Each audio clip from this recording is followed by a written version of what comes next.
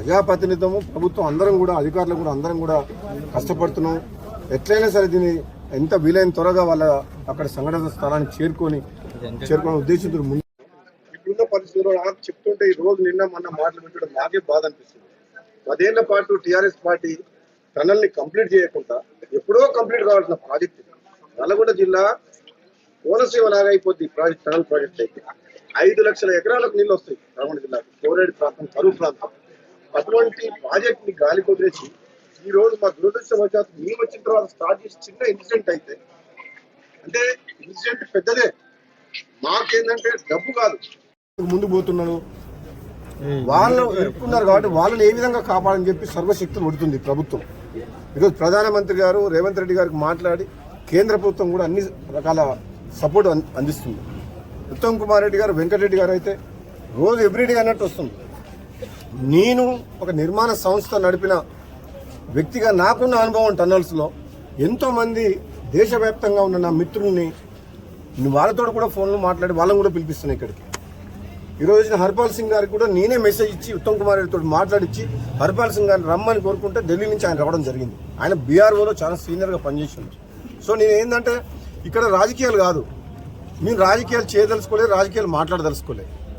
Project complete చేయాలన్న ఉద్దేశంతో మన రేవంత్ రెడ్డి గారి నాయకత్వంలో ఉత్తమ్ కుమార్ రెడ్డి గారు మంత్రి అయిన తర్వాత, ఇరిగేషన్ మినిస్టర్ అయిన తర్వాత ఈ సొరంగ మార్గం కంప్లీట్ చేయాలని చెప్పి పట్టుదలతోటి వెంకటరెడ్డి గారు, మేము నల్గొండ జిల్లా శాసనసభ్యులు అందరం ఈ ప్రాజెక్టు కంప్లీట్ చేయాలన్న ఉద్దేశంతో మేము ఇది కృషి చేస్తున్నాము. ఇటువంటి సంఘటన జరుగుతుందని మేము కళలు కూడా అనుకోలేదు. ఇటువంటి చాలా దురదృష్టకరం. ఇది ఏమైనా కానీ రాబోయే రోజుల్లో వీలైనంత, అంటే రాబోయే రోజుల్లో కాదు గంటల్లోనే ఏదైనా రిజల్ట్ వస్తుంది, తప్పకుండా అక్కడ సంఘటన స్థలాన్ని చేరుకుంటామని చెప్పి చెప్తున్నారు.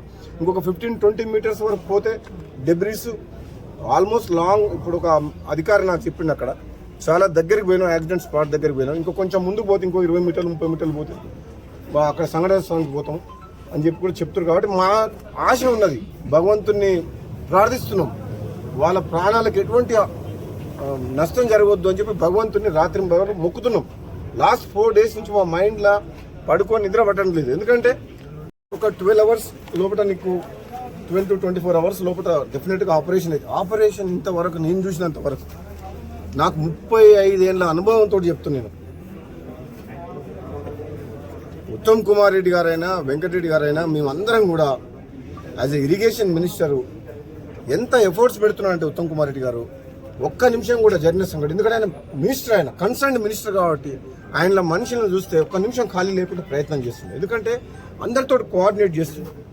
ఇంత పెద్ద ఎత్తున ఒక ఈ చర్యలు చేపట్టడం, ఏదైతే రికవరీ చేస్తేందుకు చేస్తుండ్రో నిజంగా ఇది అభినందనీయం. భగవంతుని ఆశీస్సులతోటి భగవంతుని మేము కోరుకుంటున్నాం, ప్రార్థిస్తున్నాం, ఎట్లనే చేసే వాళ్ళ ప్రాణాలు కాపాడాలని చెప్పేసి. Thank you.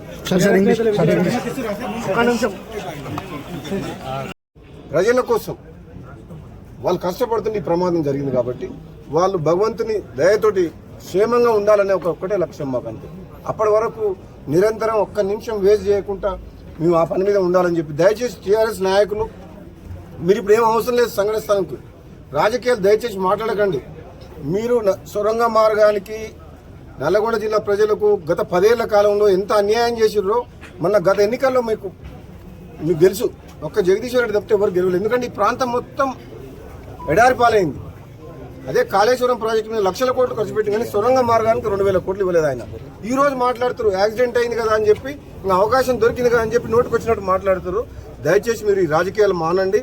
మీరు సంఘటన స్థలానికి వచ్చేసి మీరెవరో టీఆర్ఎస్ నాయకులు వచ్చి రెచ్చగొట్టే ప్రసంగాలు చేసి ఇక్కడ వాతావరణం దయచేసి పాడు చేయొద్దు. ఎందుకంటే మేము ఒక మంచి ఉద్దేశంతో వాళ్ళని ప్రాణాలు కాపాడుతుందుకు మేము ప్రయత్నం చేస్తున్నాం. మీరు వచ్చి అనవసరంగా రాజకీయం చేయొద్దని చెప్పి వాళ్ళందరూ కూడా చెప్తున్నాం. Thank you.